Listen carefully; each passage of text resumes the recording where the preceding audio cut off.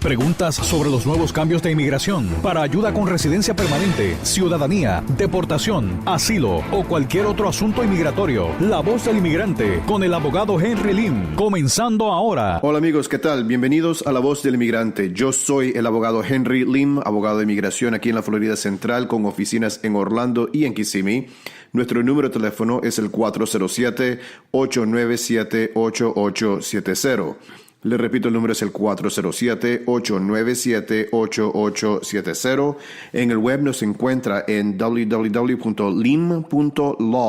lim.law, law de ley. Lim es L-I-M, M de madre. lim.law. También nos encuentra en las redes sociales, en Facebook e Instagram.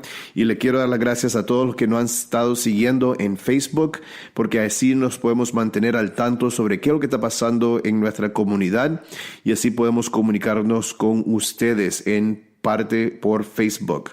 Entonces síganos en Facebook, búsquenos en Lim Law, haga un search ahí con Lim Law en Facebook y también nos llama para su primera consulta gratis porque tenemos oficinas en Orlando y en Kissimmee. Recuérdense, el número de teléfono es el 407-897-8870. Amigos, como siempre estamos hablando sobre las leyes de inmigración, qué tipo de cambios podemos esperar aquí. Y esta semana lo que tenemos es de que el DACA no se ha sido aprobado. Entonces sigue siendo el problema que tenemos es de que cuando DACA se termine ya no va a haber nada más que hacer para los jóvenes que entraron aquí, los Dreamers pues. Al momento en la corte se está luchando el caso, pero por la misma razón por cual yo sigo pensando de que Obama tenía todo derecho de empezar este programa, también pienso de que Trump tiene todo derecho de terminar el programa. Entonces las esperanzas en las cortes no van a ser para plazo largo, pero sí es un remedio para mientras porque por lo menos se permite de que se siga renovando DACA, pero le voy a advertir a todo el mundo de que esto puede terminar a cualquier momento. Entonces, si no ha renovado su DACA, ya es tiempo de hacerlo. Desafortunadamente, si nunca aplicó por DACA, por algún motivo, todavía no se puede aplicar como primera instancia a este momento. Sigue que tener que esperar hasta de que haya algún tipo de noticia sobre DACA. Al momento no han podido llegar de acuerdo y eso es el problema que tenemos, que los demócratas se dejaron engañar al respecto, porque dijeron de que no vamos a tener voto en el presupuesto porque si no pasan algo por los Dreamers. Los republicanos le dijeron, bueno, vamos a considerar lo de Dreamers después de este voto.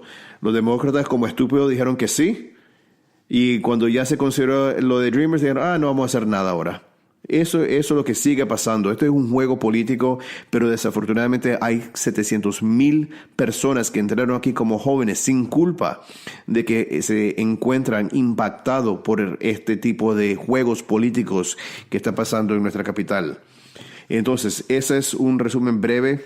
También lo que estamos viendo es de que los asilos, y esto es importante porque estamos viendo muchos casos de asilos, y ahora no es solamente de Venezuela, lo estamos viendo de Colombia, y desafortunadamente no sé quién le está aconsejando a los colombianos a aplicar por el asilo, pero yo diría más del 90% de colombianos no tienen caso a este momento de asilo, pero por algún motivo alguien en la comunidad le está vendiendo este servicio y desafortunadamente mucha gente se va a encontrar engañada por esto, porque no se han asesorado con abogados. La desesperación de inmigración, uno piensa de que me van a dar 4 años mientras me escuchan en mi caso. Esos días ya se terminaron, porque lo que está haciendo inmigración ahora está aceptando los casos nuevos de asilo y los nuevos son los que se están llamando primero ahorita. Ahora, hay una mezcla sobre quién se está llamando. Uno nunca sabe ahora a quién o cuándo lo van a llamar. Esa estrategia de que voy a aplicar por el asilo para ganar tiempo no es válida. No es válida, entonces tienen que encontrar alguna otra manera de quedarse aquí legalmente. Y vamos a hablar en este programa sobre otras maneras de cómo es de que una persona puede quedarse aquí con otra manera, además del asilo. Y si tiene un asilo pendiente, ¿qué estrategias deberían tomar para buscar una alternativa para el plazo largo? Porque lo del asilo uno nunca sabe. Se está escuchando de que muchos casos se están rechazando y eso no me sorprende tampoco. Y porque como yo siempre le digo, mire, de 10 casos que me vienen a ver a mí sobre el asilo, potencialmente podemos rechazar 5 o 6 de ellos porque no tienen caso. Y entonces lo que tenemos que hacer es buscar alternativas legales para que esta gente se quede aquí y buscar protección, porque entiendo bien de que uno no puede regresar a Venezuela a cómo está la situación. Y lo que la gente está diciendo es, bueno, mira la condición del país. Sí, la condición del país se utiliza para corroborar un caso, pero uno tiene que tener un caso en el primer lugar. Y si no tiene caso, no va a ser otorgado. Y esto es lo que está pasando con mucha de la gente. Y hoy en día eso es lo que estamos viendo. Es que se están rechazando muchos casos de asilo. Tienen que tener cuidado quién aplica. Porque hay parámetros de la ley del asilo. Uno no puede decir simplemente tengo miedo de regresar, entonces quiero un asilo. No es tan fácil como eso. Entonces tenemos que tener alternativas. Y bueno, hablemos sobre eso ya. ¿Por qué no hablamos sobre algunas alternativas? Lo primero que le quiero empezar a explicar sobre el asilo es de que el asilo en sí no le da estadía legal. Por ejemplo, cuando uno entra con una visa turista, uno tiene típicamente 6 meses de estadía aquí en este país. Se puede quedar aquí 6 meses tranquilo. Eso es estadía legal. Teniendo la estadía legal, yo puedo cambiar alguna otra situación. Por ejemplo, entré con visa turista, puedo cambiar a estudiante, puedo cambiar a, si todavía estoy vigente en un estatus, hasta puedo aplicar para residencia dependiendo a dónde esté en el proceso. Pero uno tiene que estar legal típicamente para poder aplicar para la residencia con estatus legal. El asilo no le da estatus legal. Sí le permite quedarse aquí esperando el resultado del caso, pero no es estadía legal. Ahora, tampoco es tiempo ilegal, y eso es importante, porque cuando uno se queda aquí más de 6 meses ilegal, entonces ya tiene un castigo de 3 años cuando salga.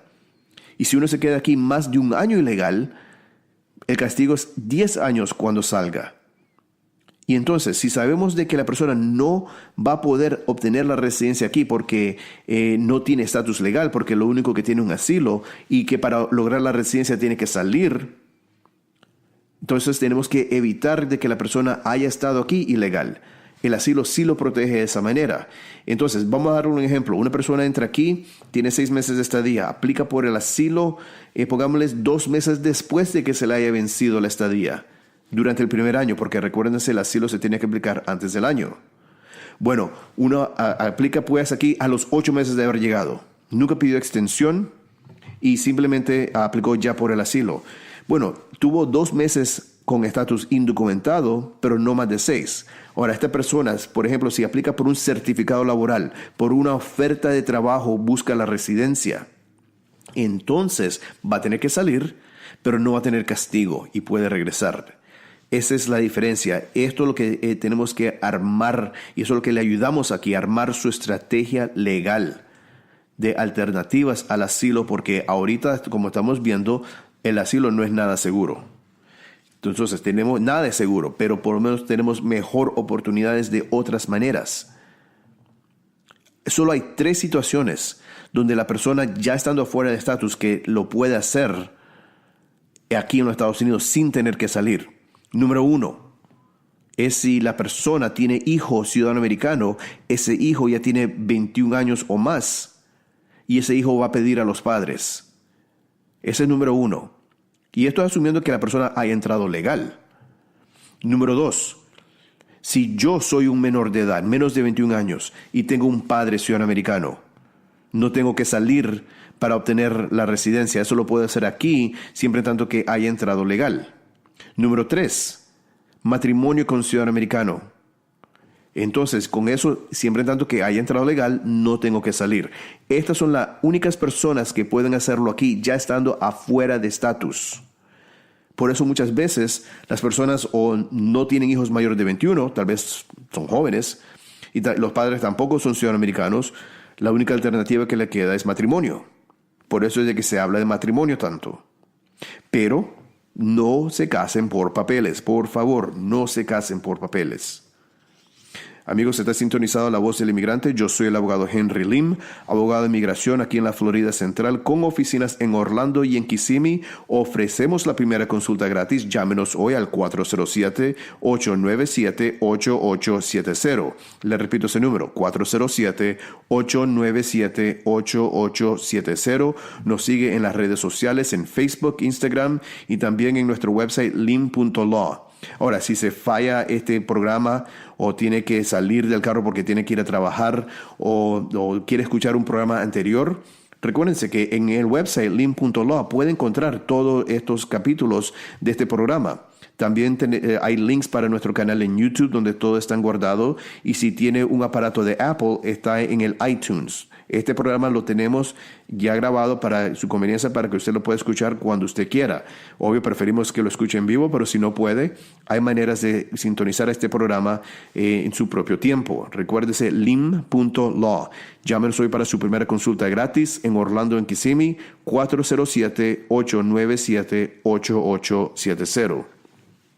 Amigos, regresando al tema sobre el certificado laboral, gente me dice, bueno, Henry, ¿qué es eso? ¿Qué es el certificado laboral? ¿Cómo es que funciona eso? Bueno, el certificado laboral es un proceso bastante complicado que incluye el Departamento de Labor y Inmigración. Y lo que básicamente es una manera de obtener la residencia comprobando de que no hay algún americano capaz o dispuesto en hacer el trabajo en esa área. Entonces, ¿qué es lo que pasa? Le voy a dar un ejemplo. Primero tenemos que saber cuánto se le tiene que pagar a ese empleado, porque no se permite pagarle menos de lo que normalmente se paga a algún americano en esa área. Y aquí cuando la gente se queja, inmigración está bajando los salarios de la gente porque la gente trabaja por menos. Sí, pero si se hace de esta manera ilegal, no es verdad. Lo primero que tenemos que hacer es saber cuál es ese salario. Después sacamos anuncios, porque tenemos que darle la oportunidad al americano de aplicar por la posición. Y aquí la gente me dice, Henry, ¿cómo va a ser de que ningún americano va a querer esta posición? Bueno, usted se sorprendería, porque nosotros sacamos anuncios en diferentes maneras, como exigido por el Departamento de Labor, en periódicos, en agencias de desempleo, en el propio negocio. Hay diferentes maneras de sacar anuncios, pero la gente típicamente, en muchos casos, ni siquiera aplican, o cuando aplican no califican. Y eso es básicamente el punto, es de que no califican. Ahora, nosotros no podemos ponernos a exigir algo arriba de lo normal, y lo que me refiero es, no podemos poner la posición que sea específicamente para el inmigrante. El Departamento de Labor no le gusta eso, no es legal y no lo va a permitir. ¿Okay? Entonces, un ejemplo, si no podemos exigir de que una persona cocinando en un restaurante tenga un título de contabilidad, porque uno no tiene nada que ver con el otro, y no es normal que un cocinero tenga un título universitario. No importa que el inmigrante tenga el título universitario, si no es normalmente requerido para esa posición, no se puede exigir. Pero pongámosles de que es un contador. El contador sí normalmente tiene que tener un título universitario. Y entonces, cuando ponemos los anuncios, exigimos de que la persona tenga un título universitario. Y lo que esto va a hacer es restringir cuántos americanos pueden aplicar por la posición, porque no todo el mundo tiene un título universitario. Entonces, si es normal que se exija un título, si es normal que se exija experiencia, tiene un mejor caso. En mi oficina yo realmente no acepto casos, por ejemplo, donde la oferta de trabajo es cocinar hamburguesas. Tampoco recibo casos de limpiar casas. ¿Por qué? Porque no puedo exigir nada al americano. Y lo que eso quiere decir es que cualquier americano puede aplicar para esa posición y no lo podemos descalificar simplemente por no querer tener al americano. Eso no es válido. Tenemos que tener una excusa válida. Excusa válida es que no tienen el título universitario, no tienen la experiencia, no tienen el entrenamiento. Y entonces es la manera que nosotros podemos descalificar legalmente al americano. Otra manera es tal vez no quieren la posición, tal vez no le gusta el salario, tal vez no le gustan las horas. Estas son razones válidas, pero no podemos decir, necesito una rubia zurda que hable 10 idiomas. No vamos a poder hacer eso. No vamos a poder hacer eso porque es demasiado restringido. Otra cosa que tampoco podemos hacer es utilizar la empresa de un familiar muy cercano. o de uno mismo. Y la razón es porque lo que básicamente se le está diciendo al Departamento de Labor en ese caso es: no puedo encontrar a nadie como a mí. Bueno, claro que no, pero está restringiendo al americano por eso. Y entonces eso es algo de que realmente no va a ser aceptable con el Departamento de Labor. Bueno, pasamos cuando estamos reclutando al americano y pongámosle que nadie aplica o los que aplicaron no califican. ¿Qué es lo que sigue? Lo que sigue es una aplicación con el Departamento de Labor ya para lo que se llama el certificado laboral. Teniendo ya el certificado laboral, entonces se aplica migración. Y si la persona está legal a ese punto, lo que hacemos es un ajuste de estatus adentro de los Estados Unidos. Si la persona está fuera de los Estados Unidos o no está en estatus legal porque no tiene, se le venció el estatus de la visa y lo único que tiene es asilo, entonces lo mandamos al consulado para lograr la residencia. Ese es el trámite, en términos básicos, pues, sobre un certificado laboral. Lo más difícil en todo esto es encontrar el empleador que esté dispuesto a hacer esto, pero sí existen. Nosotros ya llevamos muchos de estos casos. Entonces la gente sí lo está haciendo, pero eso le toca a usted, pues, traer a nuestra oficina un empleador que esté dispuesto a hacer esto para usted. Porque si lo tiene, tenemos que buscar este tipo de alternativa. Especialmente si lo único que tiene es un asilo. Como están ahorita decidiendo estos casos de asilo, sería bastante sabio de tener una alternativa. Es importante. Entonces, este es el proceso del certificado laboral. Lo que pasaba antes es de que primero obteníamos una H1B, que es para los profesionales, porque eso le da estadía de 3 años. Y después aplicábamos por el certificado laboral. Lo que pasa ahora es que la H1B es una lotería ahora. No se sabe si la va a lograr. Y antes el certificado laboral se demoraba como 7 años, 6-7 años. Hoy en día esto se está demorando como año y medio. Entonces es una alternativa bastante atractiva. Y si califica y si tiene el empleador disponible en asistir, deberíamos de que por lo menos hablar en más detalle en su caso específico para determinar cuáles son los pasos, si es factible, tener una opinión honesta a ver si es factible. Ahora, para personas, como mencioné, muchos colombianos están aplicando por asilo y realmente se están haciendo mal asesorados por gente que se hace pasar. Recuérdense que aquí los notarios no son abogados, no es como en nuestros países. Yo soy nicaragüense, yo sé que en Nicaragua uno tiene que ser abogado antes de ser notario. En nuestros países el notario es alguna persona de importancia. Aquí no. Aquí cualquier persona llena un formulario, toma un curso online y paga su fee y ya es notario. No es nada de importancia. El único trabajo de un notario es confirmar de que esa es la persona firmando el documento. Esa es la única función de un notario aquí. Tienen el poder de casar a alguna persona también, pero eso es todo. Están ahí para confirmar de que esa es la persona firmando ese documento. Esa es la función de un notario aquí en Florida. No se dejen engañar. Entonces, ¿qué es lo que pasa? Es de que esta gente no sabe la estrategia legal. Un ejemplo es los colombianos. Los colombianos tienen convenio con los Estados Unidos donde se permite una visa inversionista. Y esa visa inversionista puede ser entre 60, 80, 100 mil dólares. Mucho menos de lo que normalmente se exige para el resto del mundo, que es 500 mil. Para otro programa. El programa de la E2 es un programa muy atractivo. Entonces, hay diferentes opciones: certificado laboral, visa inversionista. Bueno, ¿qué si no soy de un país con convenio con los Estados Unidos? Bueno, nos compramos la ciudadanía de Granada, que la tienen 6 meses, porque Granada sí tiene un convenio con los Estados Unidos, y ahí le logramos la E2 por parte de inversión. Hay diferentes maneras y hay que por lo menos intentar diferentes alternativas para poder tener algún tipo de futuro aquí, hacerlo de la manera correcta. Entonces, amigos, recuérdense, llámenos. Esta es La Voz del Inmigrante. Yo soy el abogado Henry Lim. Llámenos, por favor, al 407-897-8870. Le repito el número, es el 407-897-8870. En el web es lim.law. Asimismo, Lim Law nos encuentra en Facebook, en las redes sociales. Llámenos, hagan su primera consulta, es gratis, en cualquiera de las dos oficinas, Orlando o Kissimmee. El número de teléfono es el 407-897-8870. Ok, estamos hablando sobre otras alternativas. Bueno, ¿qué pasa si entré indocumentado? ¿O qué pasa si es mi madre que es residente que me pidió? Yo soy soltero. ¿Qué es lo que puedo hacer? Bueno, todavía existe el perdón provisional, porque si uno tiene que salir de los Estados Unidos y va a ser sujeto a ese castigo que mencioné anteriormente, el castigo de 3 y de 10 años. En otras palabras, si una persona pasó indocumentado aquí más de 6 meses y sale, tiene el castigo de 3 años. O si la persona pasó indocumentado aquí más de 1 año y sale, el castigo es de 10 años.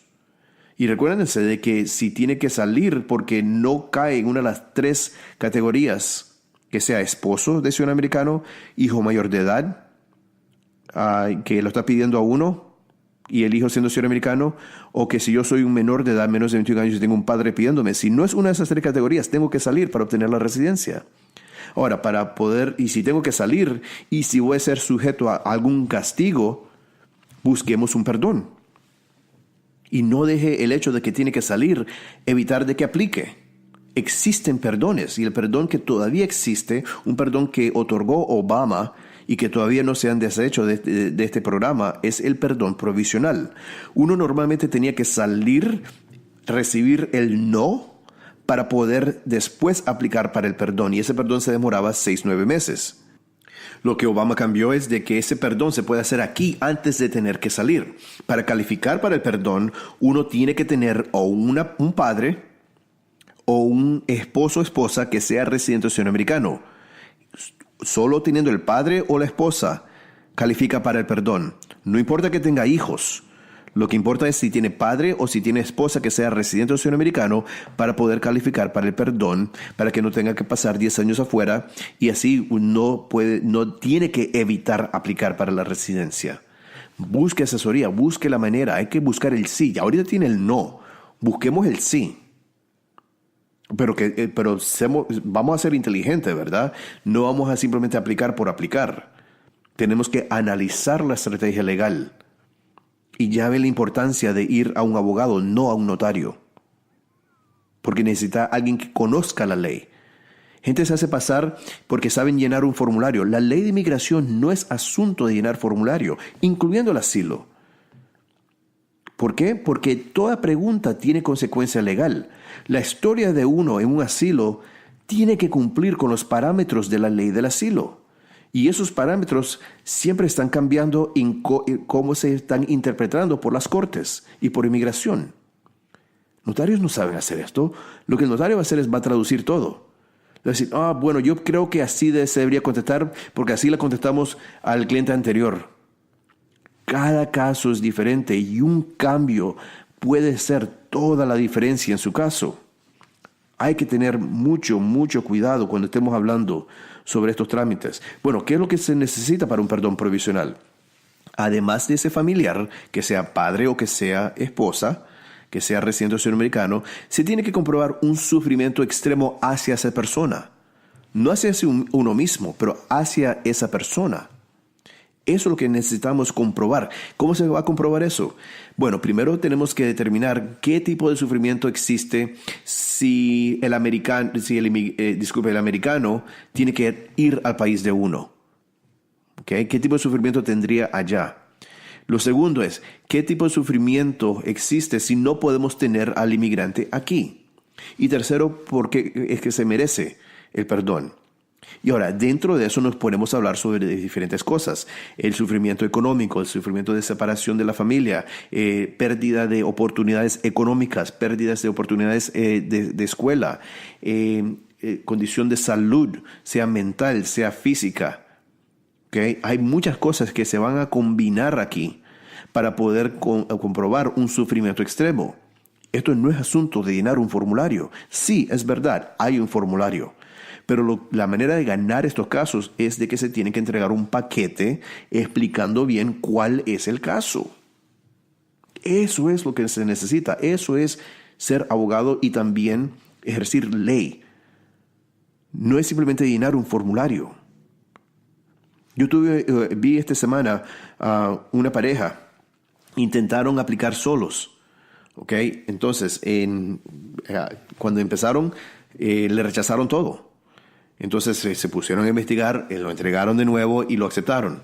Se cambiaron de dirección, pero no hicieron el cambio correcto con inmigración sobre el cambio de dirección. Sí hicieron un cambio de dirección, pero no lo hicieron de la manera correcta. Le llega la entrevista y ellos no lo reciben. Rechazado el caso, ahora tienen que pagar para una apelación, más plata. Pagan por la apelación y nada le pasa. Entonces vienen a mí y ahora para arreglar esa situación le va a terminar costando bastante. Entonces, este es el asunto. Gente piensa de que es simplemente llenar un formulario y no es conocer el proceso, conocer con quién hablar, conocer qué es lo que busca inmigración para ganar su caso. Eso es lo que se necesita. Entonces, nosotros entregamos este perdón y después del perdón envían el caso al consulado. Uno va a ir al consulado con el perdón ya en la mano para poder regresar aquí. Ahora, hay muchas cosas que tenemos que analizar, además de ese castigo de 10 años, porque pueden existir otros castigos. Y de nuevo, no es simplemente decir, me voy a brincar y voy a hacer esto. No, tenemos que analizar todo bien para determinar si no existe algo más o alguna otra cosa de que tal vez no se han anticipado anteriormente, pero un abogado que tiene conocimiento de la ley lo puede reconocer inmediatamente. Eso es lo que nosotros hacemos aquí. Entonces le pido, por favor, que llamen a nuestra oficina y le doy las gracias por haber sintonizado a La Voz del Inmigrante. Yo soy el abogado Henry Lim, abogado de inmigración aquí en la Florida Central, con oficinas en Orlando y en Kissimmee, ofreciendo la primera consulta gratis. Llámenos hoy al 407-897-8870. Le repito el número, es el 407-897-8870. En el web nos encuentra en lim.law. En las redes sociales, denos un like, síganos en Facebook, Lim Law. Recuérdense que la primera consulta es gratis, entonces llámenos hoy, 407-897-8870. Gracias, amigos. Preguntas sobre los nuevos cambios de inmigración para ayuda con residencia permanente, ciudadanía, deportación, asilo o cualquier otro asunto migratorio. Sintoniza La Voz del Inmigrante con el abogado Henry Lim, y todos los sábados de 7:30 a 8 de la mañana por 98.1 Salsa y más.